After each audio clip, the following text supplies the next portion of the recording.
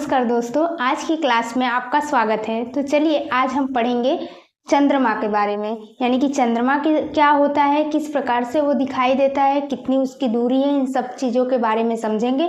उससे पहले मैं आपको ये बता दूं कि ये जो क्लास है वो गवर्नमेंट एग्ज़ाम की प्रिपरेशन करने वालों के लिए है।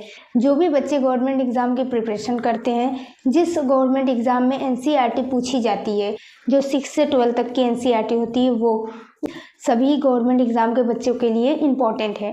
तो चलिए स्टार्ट करते हैं और बारी बारी करके अपने मेथड को समझते जाते हैं। चलिए चंद्रमा के बारे में समझते हैं। सबसे पहले चंद्रमा में क्या समझते हैं कि चंद्रमा एक उपग्रह है। किसका उपग्रह है? पृथ्वी का। हमने आज से पहले इसका जो चैप्टर मैंने पढ़ाया था, इसके पहले वाली क्लास, उसमें हमने आपको सूर्य के बारे में, पृथ्वी के बारे में, ग्रह के बारे में, ये सब के बारे में बताया था। अब आगे का चैप्टर है उसी टॉपिक में, उसी चैप्टर में जो ये टॉपिक है चंद्रमा के बारे में।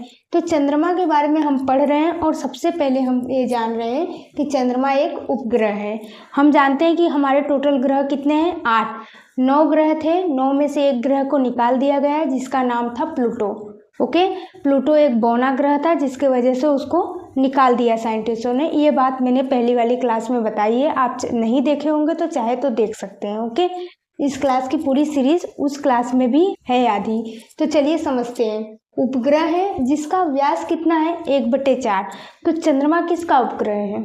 सवाल पूछा जा सकता है, चंद्रमा किसका उपग्रह है? तो चंद्रमा पृथ्वी का उपग्रह है। चंद्रमा किसका उपग्रह है? पृथ्वी का, और एकमात्र उपग्रह है, यानी कि चंद्रमा, पृथ्वी का दूसरा कोई उपग्रह नहीं है। कौन है? चंद्रमा। ओके, और चंद्रमा की जो दूरी है वो पृथ्वी से कितनी है? अगर हमें पूछा जाता है चंद्रमा की दूरी कितनी है, तो दूरी तो हमको पता होता है, लेकिन अगर पूछा जाए, अगर क्वेश्चन को बदल के पूछा जाए कि चंद्रमा की दूरी पृथ्वी से कितनी है, तो इसका भी आंसर यही आएगा, क्योंकि पृथ्वी से दूरी को मापते हैं। ठीक है, सूर्य का ले लो या चंद्रमा का ले लो, किसी भी ग्रह का ले लो, पृथ्वी से दूरी को मापते हैं। इसलिए चंद्रमा की जो दूरी है 3,84,400 किलोमीटर दूर है।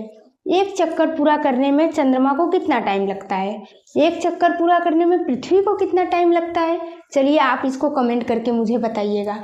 चलिए अभी हम आगे समझते हैं कि चंद्रमा को पूरा करने में कितना टाइम लगता है। तो चंद्रमा को पूरा करने में 27 दिन का टाइम लगता है। कितने दिन का? 27 दिन का। यानी कि इसको क्या करना है, इसको चक्कर पूरा करने में, इसको रोटेशन में मतलब घूमने में टोटल कितने दिन का टाइम लगा? 27 दिन का। पृथ्वी को कितना टाइम लगता है वो आप मुझे कमेंट करके बताइएगा। ठीक, आगे चलिए। इस पर जीवन संभव नहीं है। इस पे मतलब चंद्रमा पे जीवन संभव नहीं है। अगर जीवन संभव होता तो चंद्रमा पे बहुत सारे जनता क्या होती, बस जाती, रुक जाती, रहने लगती, लेकिन ऐसा नहीं है। चंद्रमा पे जीवन इसलिए क्यों नहीं संभव है वो समझते हैं। सबसे पहले वो इम्पोर्टेंट है। चंद्रमा पे जीवन इसलिए नहीं संभव है क्योंकि यहाँ पे गड्ढा है। मतलब कहाँ है? थोड़ा थोड़ा गड्ढा है, कहीं कहीं बड़े बड़े चट्टान है, पर्वत है, ठीक है, पहाड़ है, ऐसे बहुत सारी चीजें ऐसी हैं जो मानव को जीने के लिए उपयोगी नहीं है। ठीक है, जिसके वजह से क्या होता है, जो धरती, उसकी जो नीचे की सतह होती है उस पर छाया पड़ता है। छाया का मतलब क्या होता है? छाया का मतलब होता है एक तरह से अंधेरा। फॉर द एग्जाम्पल इसको ऐसे समझिए, मान लीजिए एक पेड़ है, उस पेड़ के नीचे अगर जब रात होने लगता है तो देखोगे ना आप, छाया पड़ने लग जाएगी, यानी कि परछाई हो जाएगी, नीचे छाया, अंधकार हो जाएगा। तो ऐसा अंधकार कहाँ देखने को मिलता है हमें? चंद्रमा पे। तो चंद्रमा पे ऐसी आकृति, अगर ऐसा हमें छाया देखने को मिलेगा तो जीवन संभव होगा? बिल्कुल नहीं। वहाँ पानी नहीं है, गड्ढा है, पहाड़ है, पर्वत है, ये सब बहुत बड़े बड़े बड़े खंड है, पत्थर है, तो वहाँ पे जीवन संभव नहीं है। इसलिए चंद्रमा पे हम क्या कर सकते हैं? बस नहीं सकते। और सबसे उपयुक्त कौन सा है जिसपे हम रह रहे हैं? वो है पृथ्वी। क्यों रहते हैं हम पृथ्वी पे? ऐसा क्या ऐसा चीज़ है पृथ्वी पे जिसपे हम रहते हैं और रहने के लिए संभव भी है? इसको आप कमेंट करके बताइएगा कि पृथ्वी पे ऐसा क्या मिलता है जिसके वजह से हम मानव जाति इस पे रह सकते हैं। मानव ही नहीं, सभी प्रकार के जीव जंतु पृथ्वी पे रह सकते हैं। ठीक है, चलिए आगे बढ़ते हैं। और देखिए, इससे जुड़े क्वेश्चन भी आता है। अगर मान लीजिए इससे जुड़े क्वेश्चन आएगा ना, तो आपके PYQ क्वेश्चन इससे जुड़े आप क्या करना कर लेना। कितने साल के? 10 साल के। अगर 10 ईयर के आप क्वेश्चन इससे जुड़े कर लोगे तो आप देखोगे कि यही सारे क्वेश्चन घुमा फिरा के आए हैं, बस तरीका अलग है। ओके, तरीका अलग रहता है, बाकी क्वेश्चन सेम ही रहते हैं मोस्ट ऑफ, क्योंकि टॉपिक थोड़ी हटा देंगे, टॉपिक तो वही रहेगा और टॉपिक वही है तो क्वेश्चन भी टॉपिक से रिलेटेड ही बनेंगे जो बना है। ओके, तो ऐसा क्वेश्चन पूछा जा सकता है कि चंद्रमा पे कौन सी चीज़ें हैं जिसके वजह से हम चंद्रमा पे नहीं रह सकते।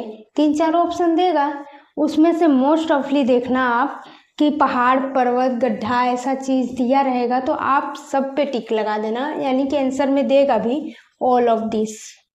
ओके, और अगर ऐसा नहीं दिया, कुछ और दिया, कोई एक ही ऑप्शन रहेगा तो वो भी आपको पता चल जाएगा। ये पूरी क्वेश्चन को, ये सारे चीज़ को पढ़े रहोगे तब।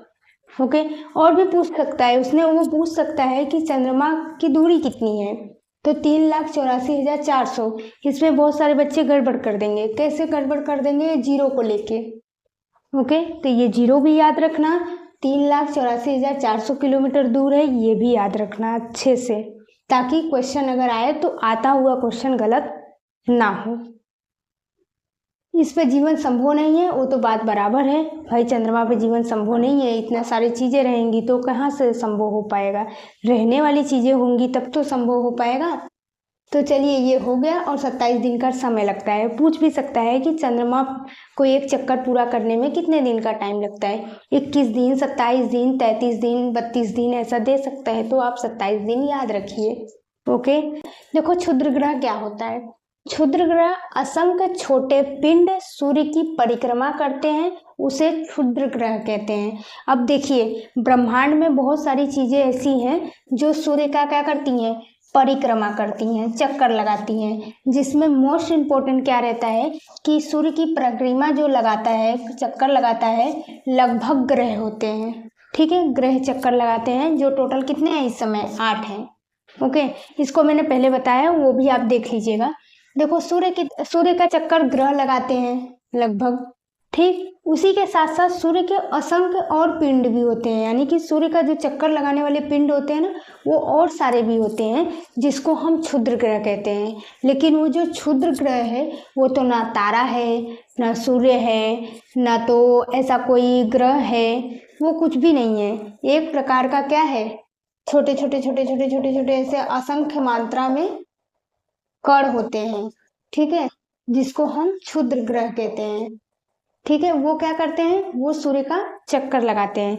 सूर्य का चक्कर मोस्टली सभी लोग लगाते हैं जो सौर मंडल में उपस्थित होते हैं वो, लेकिन उसमें जो क्षुद्र ग्रह है वो भी क्या करता है, सूर्य का ही चक्कर लगाता है, उसे हम क्षुद्र ग्रह कहते हैं। तो क्षुद्र ग्रह के बारे में आपको लगभग ये पता चल गया होगा कि क्षुद्र ग्रह होते क्या है। छोटे पिंड होते हैं, ठीक है, जो बहुत ज्यादा अधिक संख्या में क्या करते हैं, एक साथ सूर्य का चक्कर लगाते हैं। क्षुद्र ग्रह के बारे में और एक बार इम्पोर्टेंट जो सीख लेनी चाहिए वो बता देती हूँ मैं, कि क्षुद्र ग्रह से क्वेश्चन अगर आएगा ना तो वो आपको ग्रहों से संबंधित आएगा। यानी कि ग्रह की सीरीज में आपने देखा था ना कि बीच में क्षुद्र ग्रह था, तो क्षुद्र ग्रह किन 2 ग्रहों के बीच में स्थित है, यानी सूर्य का चक्कर लगा रहा है वो कौन से ग्रह है उसके बीच में वो चक्कर लगा रहा है, वो आपको बताना पड़ेगा। तो ग्रहों की संख्या में आपको देखना पड़ेगा उस सीरीज में कि क्षुद्र ग्रह कहाँ उपस्थित है और किन ग्रहों के बीच में स्थित है, उसको आपको आंसर करना होगा। आई थिंक आपको ये भी क्लियर हो गया होगा क्षुद्र ग्रह क्या है, किस प्रकार से वो सूर्य का चक्कर लगा रहा है। क्षुद्र ग्रह के बारे में समझ में आ गया होगा। इसको हम इंग्लिश में एस्टेरॉइड बोलते हैं, ठीक है, एस्टेरॉइड बोलते हैं। ये है क्षुद्र ग्रह। क्षुद्र ग्रह के बारे में आपको पता चल गया होगा। चलिए इसी के साथ इस सीरीज को समाप्त करते हैं और आगे की क्लास में हम देखेंगे कि उपग्रह क्या होते हैं, इन सब चीज़ों के बारे में सीखेंगे। ओके, आज के लिए इतना ही, धन्यवाद।